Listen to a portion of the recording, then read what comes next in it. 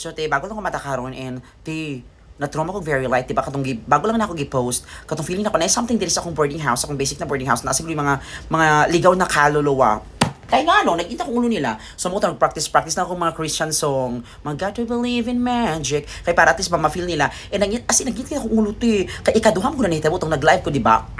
Pero, ang purpose sa akong video karon, later na ba si Mano na punta. Ang purpose sa akong video karon is para dili ko ma-overshare. So, atong topic karon guys, kay kato is, nakoy kwento na wala pa daw na humar, pero nahuman ako na before, pero syempre kapunin kayo mag-check sa previous na ako ng mga video, te. So, ang kanina topic, te, is about katong naglayas-layas ko kay daghan nagpangutana. So, mao to. Kani siya mo lang ni ang topic ha. Gusto lang ko i-clear sa inyo kay basi ma-overshare na pud ko basig asa na pud ko maabot. So, karon is ang title sa akong topic karon, mo online class.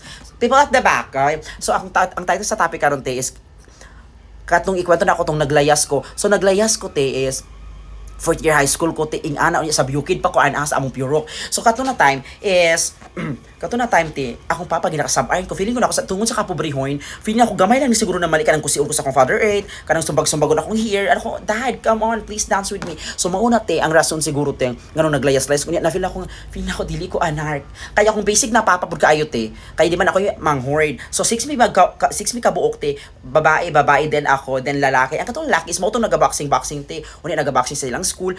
Te, usay gusto sang papa na mag-sparringable mi. Unya sa Purok, pag naka sa Purok, te, ay te, ang mga tao dito, te, is kanang mag-boxing ako manghod, te. Te, daga kay nagatan-aw, te. Unya ang gusto sang papa na ako yang ipa-sparring ano ko nga. Dad, grow up. Kanang pero ako nag-anak kay masama ako baba, te. So, ano ko nga, like, ano ko noon, sa mga taon, hindi ko lar, mga mga kabayutan, siguro mga question, which is normal na mga question ako before.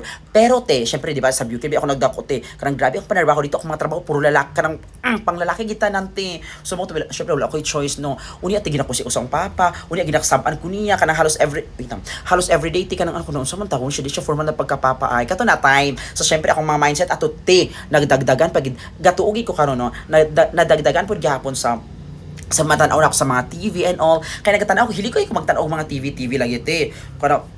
Pero sa silingan, sa mga basic na mga silingan, hili ko magtanaw mga MMK balls. Unya na ako yung mga nakita sa MMK kanang mga bata naglayas sa sila, unya pagbalik niya kanang nasa kwarta. So abi na ko same ang mga sitwasyon sa ilahati. So ano ko nga, mulayas na lang kaya ko kay katong sa MMK is di ba ginaaway-away sa parents, murag dili sila nagkasinabo sa ilang basic na panimalay, so nilayas siya, unya pagbalik niya kanang di ba? Lakas makapurok chairman. So, ana, te, akong mga mindset out to, pero, te, Diyos ko, dili, ito natin, never compare. You don't need to compare yourself to other mic drop. So, mauto, te, pak, nag-ano na ko, te, gisabutan ako, katong basic na manghod,